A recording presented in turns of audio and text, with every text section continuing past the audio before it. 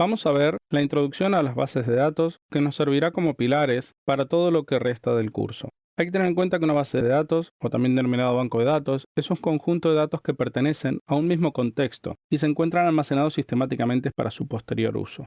Como se explica en la diapositiva, una biblioteca, por ejemplo, puede considerarse una base de datos porque contiene textos y documentos que se encuentran indexados para que los usuarios puedan consultarlos. En la actualidad, la mayoría de las bases de datos tienen formato electrónico, lo cual ofrece una solución al problema de almacenar la información. En informática, existen los sistemas gestores de base de datos que nos permiten almacenar y posteriormente acceder a los datos de una forma rápida y estructurada. Entre estos sistemas gestores de base de datos se encuentra MySQL, que será parte de lo que veremos en este curso. Entre los usos más comunes se encuentran los de gestión de empresas e instituciones públicas y también son muy utilizadas en entornos científicos para almacenar la información experimental.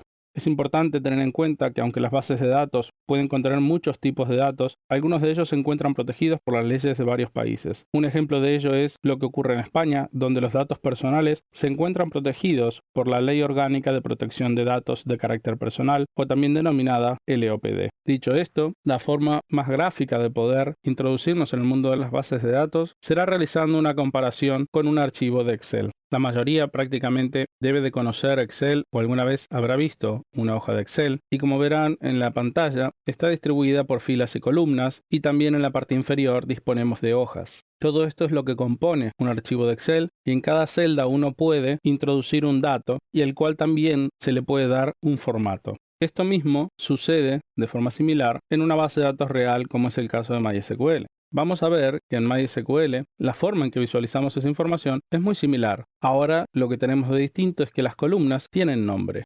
Tal como pasa en el Excel, uno va a poder dar formato a cada una de esas celdas, o bien denominado columnas, y que en la base de datos se denominará un campo, para que almacene cierto tipo de dato. Por lo tanto, para tratar de terminar esta comparativa, veremos la siguiente diapositiva, donde vemos que tenemos campos como la unidad mínima, que el conjunto de todos los campos, que en este caso correspondería en el Excel a cada columna, compone un registro, que en el Excel sería nuestra fila. Una fila sería un registro en una base de datos. El conjunto de todos esos registros nos va a generar lo que corresponde a nuestra tabla. Por lo tanto, en un archivo de Excel, eso correspondería la tabla con lo que es la hoja. Y finalmente, el conjunto de todas las tablas o bien de todas esas hojas nos forma nuestra base de datos. Y en el caso de Excel, nuestro archivo Excel.